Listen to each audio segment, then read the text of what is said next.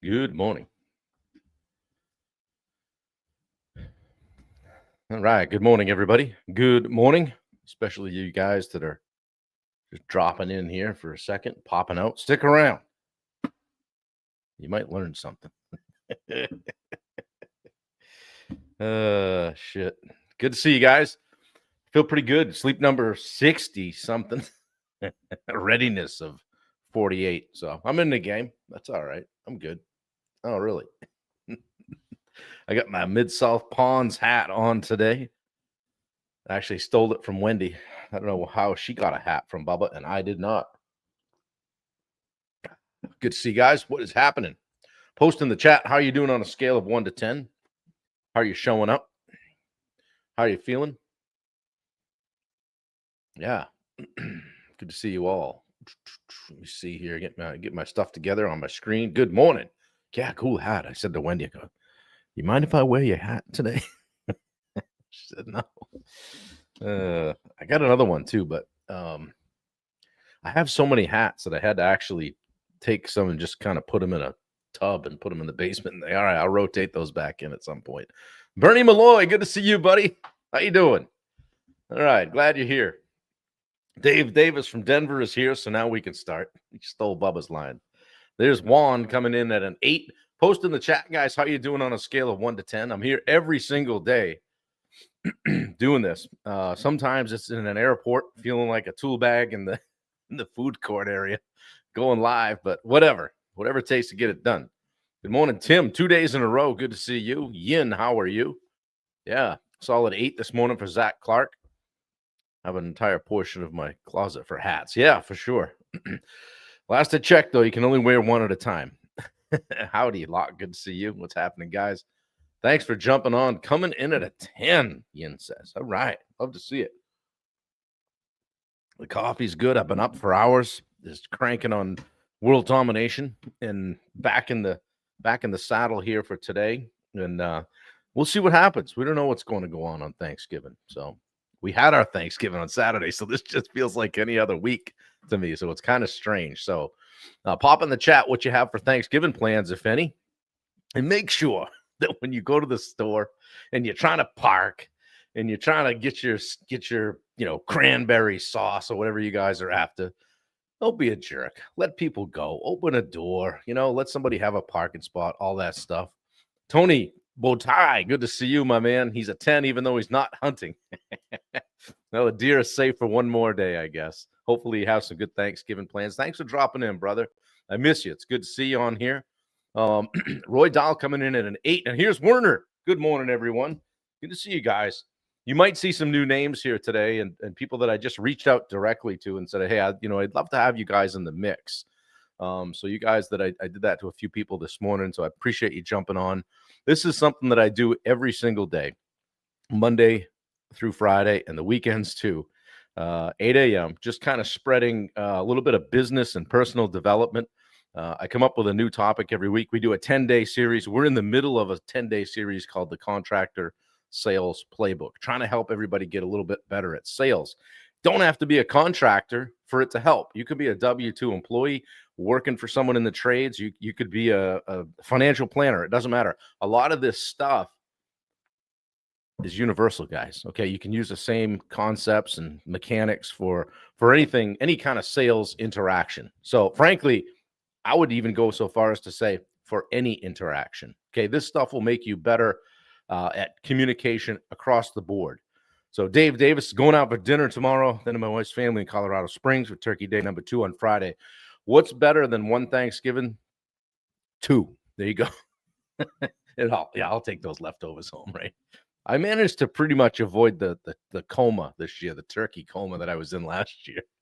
I kept it reasonable. So, but man, my mother does a great job, and it takes so long to prepare that stuff and so much work. You almost need to honor it by eating just as much as you can, right? All my nutrition friends will love that comment. So, well, anyway, thank you guys for showing up. I appreciate it. I feel like the momentum with this 335 days in is starting to build. So thank you guys. I appreciate it. I'm trying to be a model of discipline and consistency and commitment and motivation and all the stuff. So I appreciate you jumping on. Add comments when you'd like. The chat some days can get a little crazy. I can't always keep up with it, but I try. Dave, that's a great concept too. No mess in our house. That's a win. Yeah, we'll bring the we'll bring the veggies. Yeah, perfect. Today is day 4 of our series of the Contractor Sales Playbook, and I want to talk today about asking better questions.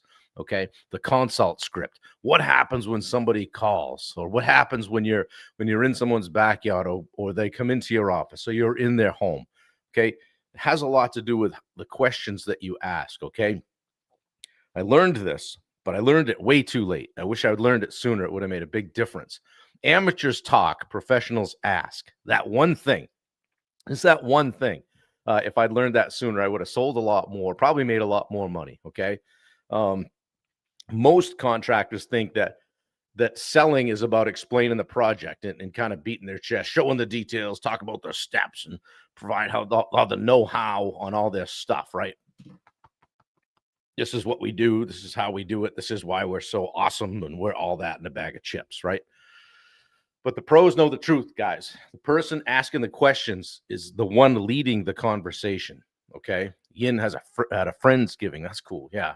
Bailey's doing that tomorrow as well. So, yeah, the guys asking the questions, the person asking the questions is leading and controlling the conversation by letting someone else think they're controlling it.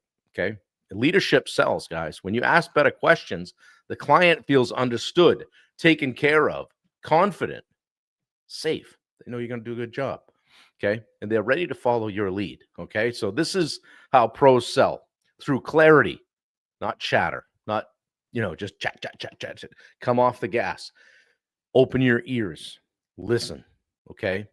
Early on, like I said, I thought I had to just fill every second of that interaction with chatter, with information. This is how we build. Hey, we show up. The guys are clean cut. They don't park on your grass. This is why we do this way. This is how the other guy does it wrong. It's just noise, all of it. You guys probably laugh. Some of that stuff has probably come out of your mouth as well. But, I'd leave an appointment thinking, man, we really nailed that. Gave him everything I had, right? But then it wouldn't be long. I might get an email or a text. Hey, we decided the classic, we're going to go in a different direction. Like, well, damn, I thought that went really well. I really felt good about that.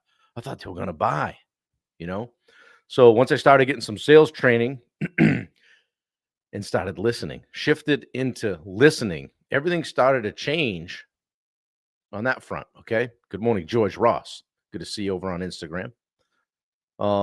Clients started to open up. Objections came out early. I started to figure out how to deal with objections. I learned what actually mattered to them, right?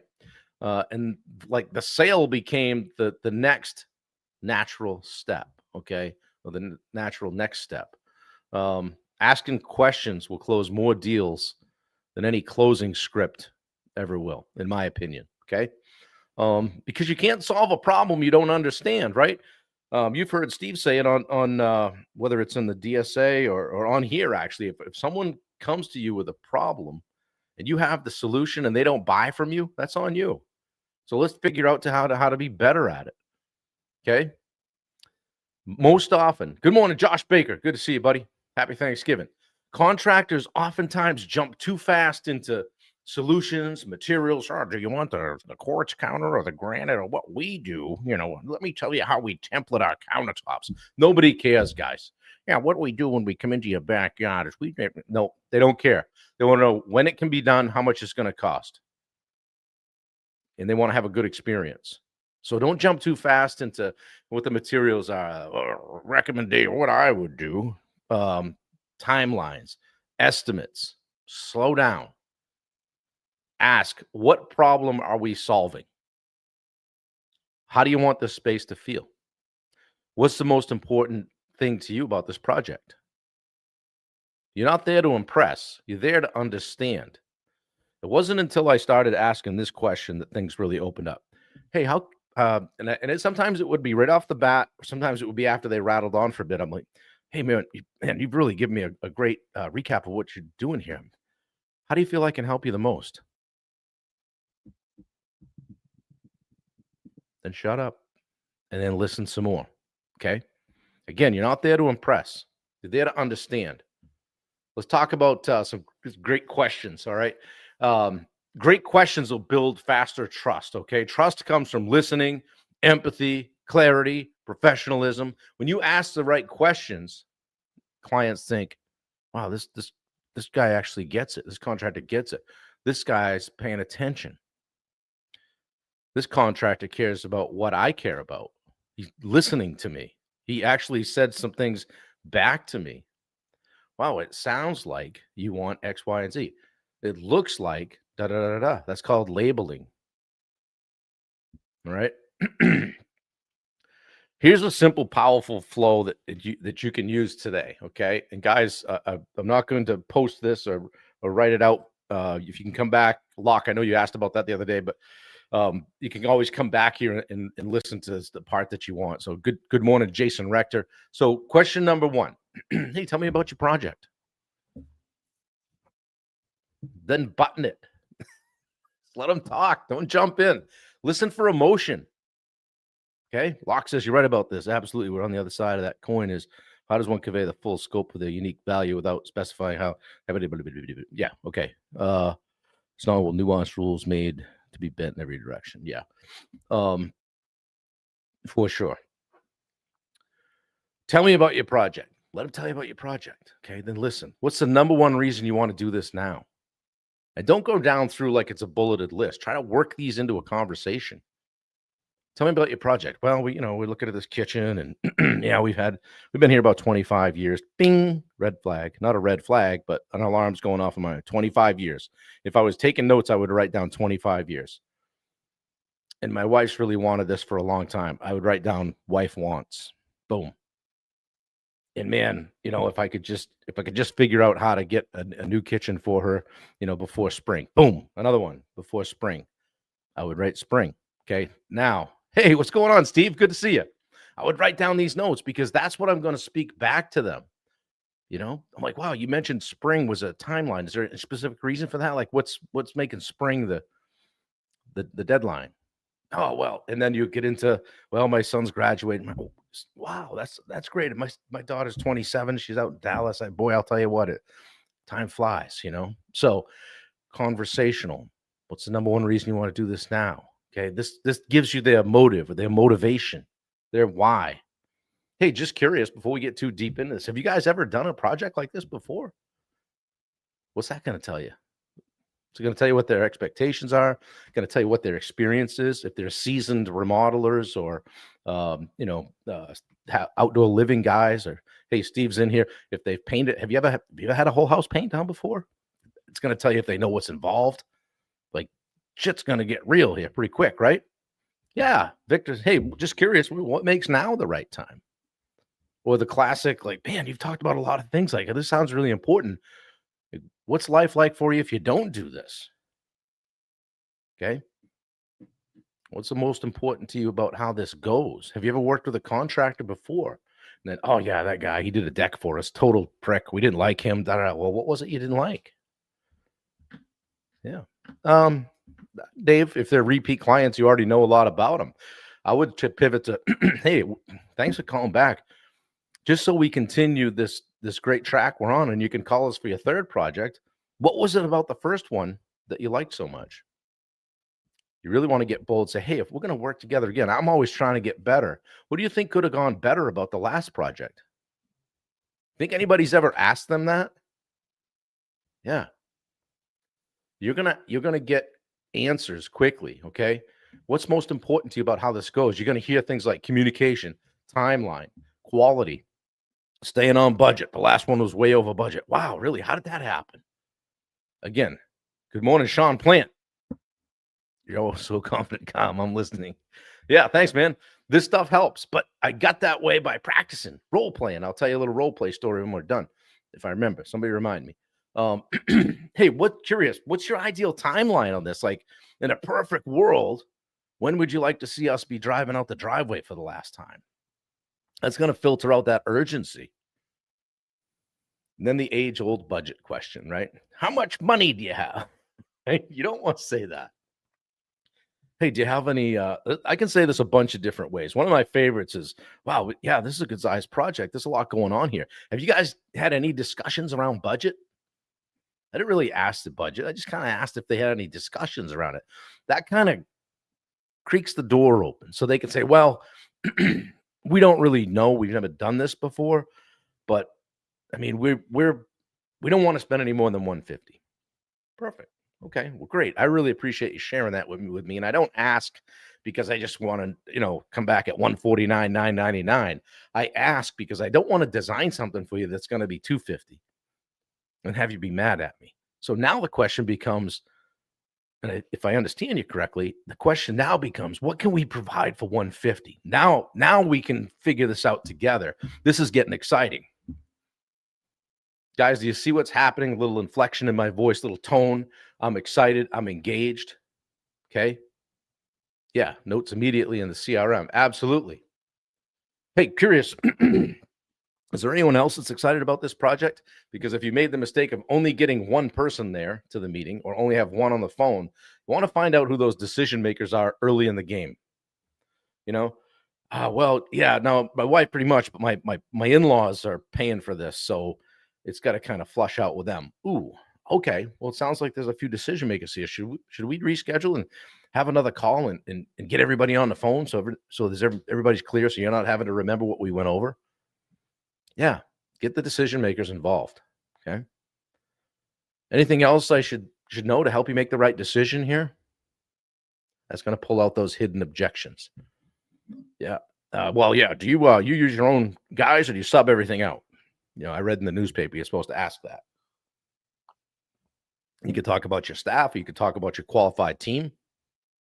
Okay. I like this one toward the end. Okay, I've got a lot of great questions. Got a lot of great information here. I really appreciate you guys painting a great picture. Is there anything here that I've forgotten to ask? What? Wait, what? And then is there anything we haven't talked about? What else do I need to know? Okay. Like Jason says, be curious. I would say stay in the inquiry all the way through. You're just there collect information. You're collecting information. And you may be collecting information on the phone as a way to pre-qualify. We've talked about that. Whether you put your cape on and jump in your truck and fly across town, right? Zing. You'd be the hero. Victor's laughing. Yeah. When you ask better questions, guys, closing becomes easy. You don't have to close hard when the client trusts you. They feel heard. They believe you understand them. This guy gets me. They see you as their leader through the project. Okay. Asking great questions removes pressure, removes, the need to sell. You're not selling. Locke says, what are your favorite responses for when they have X and Y reasons why they don't want to reschedule to include the other decision makers? Well, I would just say, let's figure that out here. Hey, would it make sense to have, okay, you find out a lot of information on that one lot. Would it make sense to have, you mentioned your wife's part of the decision making here. Would it make sense to have her on the call? No, I make the decisions around here. Red flag, right? I would say, well, would it make sense, excuse me, for us to have another conversation when you can bring to the table what her concerns are? Or I would just dig deeper on what she's looking for. So what are the things that are going to be her hot buttons so that you and I look good when you go back to talk with her? What kind of questions is she going to have? So you kind of almost paint the picture and over a period of a few minutes, you might, why don't I just get her on the phone, or okay, I will do that. So you're just continuing to add value. Yeah. Richard says, is there anything I may have missed? They don't want to reschedule. It'll tell you something, right? It's just another little gut check on whether they're, because you're interviewing them too, right, Locke? So you're asking those questions and hopeful to flush a few things out. Okay. And it keeps you from having to sell. Okay. Pros guide the client to the decision. She's at work. I can fill her in about it later. Blah, blah, blah. Yeah. That's great. Well, hey, would it make sense to reschedule? No, I'll just fill her in later. Well, great. Again, so what are the questions she's going to have? Just so you and I aren't going back and forth here. I don't want to waste your time. But again, it's going to indicate who you're working with too. So, okay, guys, I have a few things for you here. Ask yourself a couple of questions. I always do this. Try to do this every day just to kind of reflect. Do I talk more than I listen during interactions, sales interactions? Do I talk more than I listen? Try to go for that 70-30, 80-20, where the client is just laying it out there to you. You're collecting information, all right? Ask yourself what questions you might have been avoiding because it feels uncomfortable. Typically, that's the money. Yeah, good answer, Roy. Got a role play. Yeah. First-hand information avoids many issues. So says Richard. Yeah. Another highly skilled role play and sales assassin. So I'm sure Richard would role play with you if you reached out to him. How would my sales change if I became the best listener in my market? Yeah, ask what's important to the decision maker, Victor says. Yep, for sure. So do I talk more than I listen? What question am I avoiding? Usually it's money because it's uncomfortable. So role play that. How would my sales change if I became the best listener? And then I challenge you to pick 5 questions of the ones that I mentioned. I mentioned 6 or 8, 7 or 8 of them. And you can scroll back through here and listen and write them down if you need to and practice them and role play them. Okay. Add some of those to your consults for the next 7 days.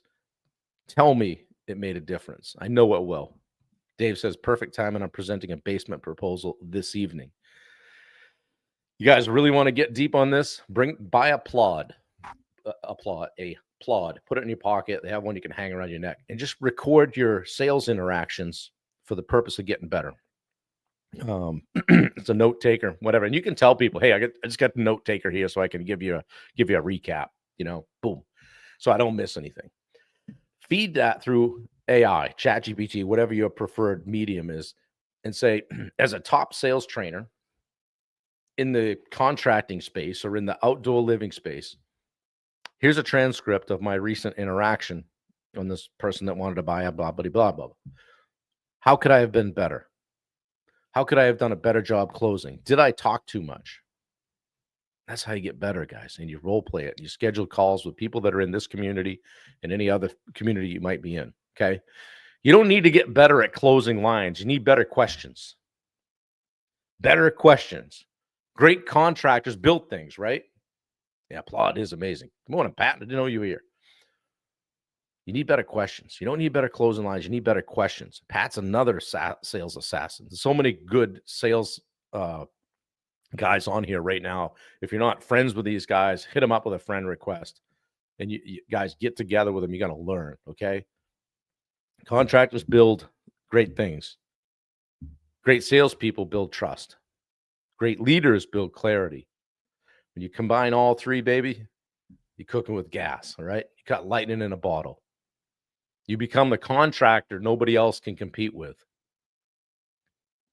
Yeah, good morning, Pat. Good to see you. Made me some Pat Johnson coffee this morning in my percolator. Yeah, and I'm looking forward to using that very soon. So up to camp sometime. So can't wait to put that on the burner in the morning. It's dark, candles going. I want to be like, who's got it better than me? All right, guys, if this was helpful, pop a fist pump in the chat. Or if Bubba's here, throw a foot. Roy usually puts a duck. Put whatever you want in there so I know you're listening. If you're watching it on the replay, just hit me with a fist pump or something like that. Right in there, sales. If you're going to take this challenge of adding 5 or 6 of these questions to your quiver, arrows in your quiver, let me know how it worked out, okay? Here they are again, just real quick. What's your ideal timeline? Do you have a budget range in mind? Who else will be involved in the decision? Anything else I should know to help you make the right decision here? And I'll give you the one that I like the most. And I don't know, I probably stole it from somebody, probably Bubba, but I like to do this one on the front end just to flush some things out. Hey, before we get going too far along here, just curious, are you early on in the process just collecting information, or are you looking to saddle up with someone to get on their schedule? Boom. That's going to tell you a lot. Well, I got a couple guys coming over on Tuesday. Oh, my insurance adjuster told me to get 3 prices. Joe Spack, good to see you, buddy. Happy Thanksgiving, everybody. Glad to see you're here. Guys, better questions. You got to practice. Okay, so I told you I was going to share a quick story. I was at acquisition.com with Steve the other day. And that's, if you guys are familiar with Alex Hormozy, that's his place. And so as part of the Rosenberg group, we've bought into their program, have them rip, tear, shred our whole process and sales process and everything with the business. And although I'm not going to disclose what we came away with yet, I am going to share my interaction with Jack, one of their top sales guys, at the happy hour after, and we were talking, and we got talking about.